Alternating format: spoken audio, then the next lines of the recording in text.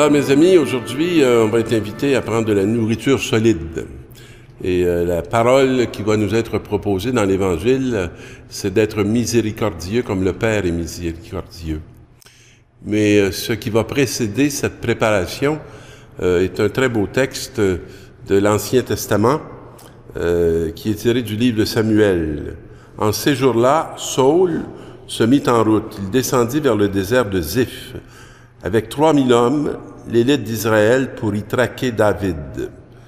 Et lorsque David et Abishai arrivent de nuit près de la troupe, Saül est couché, endormi au milieu du camp. Sa lance est plantée en terre près de sa tête. Abner et ses hommes étaient couchés autour de lui, et Abishai dit à David, « Aujourd'hui, Dieu a livré ton ennemi entre tes mains. » Mais notre ami David va réagir. Il ne fera pas tout à fait la même lecture qu'a fait Abishai. Et il va lui dire, qui pourrait s'autoriser à toucher le Messie, celui qui nous a été donné par Dieu. Et devant cette situation très favorable où il peut rapporter la victoire envers celui qui menace de le tuer et qui a le pouvoir, il refuse d'aller dans cette direction que lui propose son serviteur.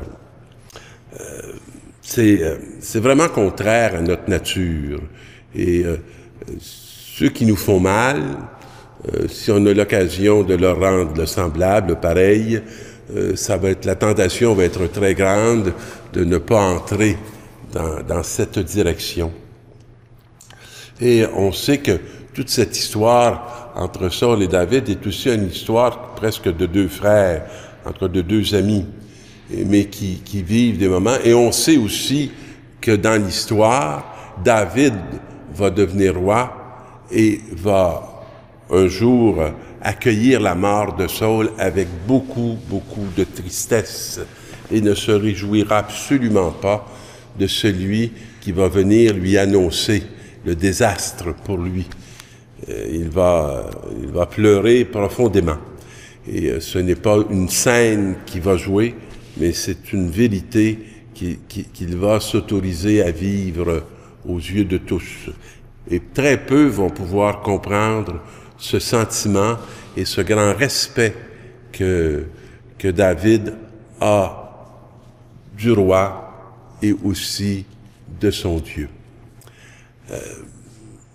Ces paroles-là, qui sont des paroles bibliques, elles sont tellement près de réalités, de sentiments qui nous habitent, qu'on ne peut pas ne pas se reconnaître. Et lorsqu'on ne comprend pas, ce qu'on ne saisit pas, c'est Dieu qu'on ne saisit pas. C'est qu'on ne saisit pas la vérité de Dieu. On ne saisit pas l'amour de Dieu. On ne saisit pas à quel degré d'amour qu'on est appelé, nous, comme témoins de cet amour en Jésus-Christ, qu'on est appelé à incarner pour le monde de ce temps. Et dans l'Évangile, alors c'est vraiment une unité entre ce texte et l'Évangile. Jésus déclare à ses disciples, « Je vous le dis à vous qui m'écoutez, aimez vos ennemis et faites du bien à ceux qui vous haïssent. » Alors, spontanément, la première question qui va nous venir, mais pourquoi? Souhaitez du bien à ceux qui vous maudissent. Priez pour ceux qui vous calomnient. À celui qui frappe sur une joue, présente l'autre joue. À celui qui te prend ton manteau, ne refuse pas ta tunique. Donne à quiconque te demande, et à qui prend ton bien, ne le réclame pas. Alors c'est pour ça qu'on a souvent taxé les chrétiens d'être des moutons et de se laisser manger la laine sur le dos. Mais c'est une façon de voir. Et c'est une façon de comprendre. Ce n'est pas agir avec faiblesse que de se hisser à la hauteur de ces recommandations.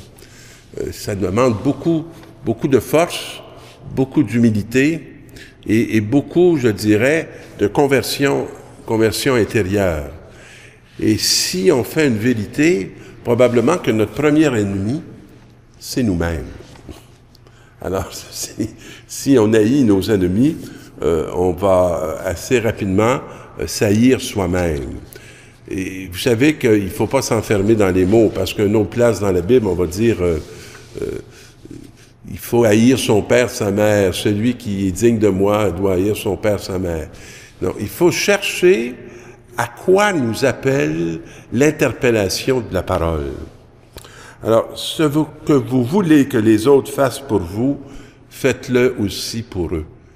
Alors, dans le fond, nous, on aime ça lorsque, au-delà de tous les comportements qu'on peut avoir, les attitudes qu'on peut épouser, on va aimer que l'autre nous aime, nous accueille, ne nous détruise pas plus que les attitudes que nous avons envers les autres nous détruisent déjà.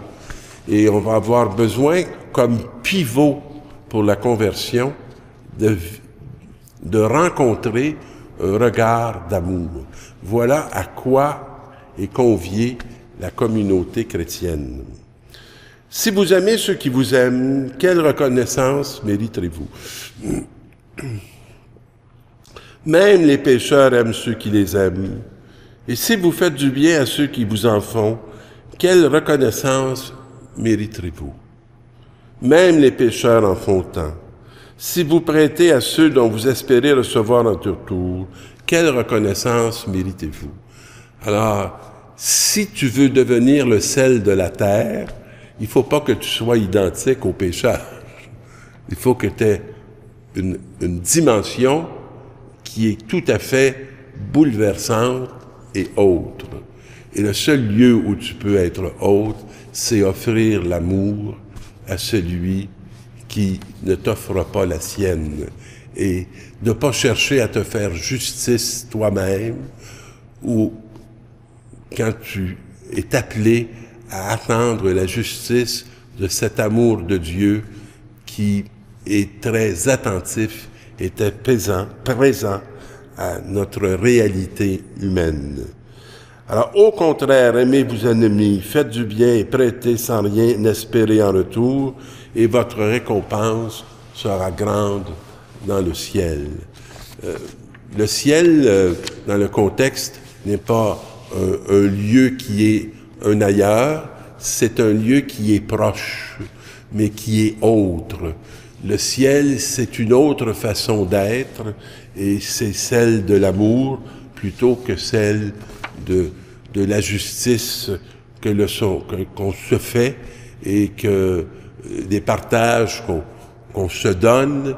C'est une attitude où on attend la vie de lui plutôt que d'attendre la vie des autres qui sont autour de nous. Donnez et l'on vous donnera.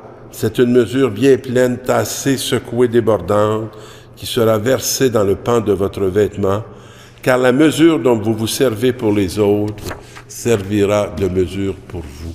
Il y a comme une logique qui est inscrite dans notre être, qui est assez étonnante et bouleversante, parce que souvent ce qu'on fait pour recevoir le bien fait en sorte qu'on reçoit le mal. Demandons cette semaine la conversion et de découvrir le sens de l'amour des ennemis, qui est loin d'être une insignifiance, mais qui est une grandeur d'être dont notre monde a besoin pour évoluer. Bonne semaine, mes amis.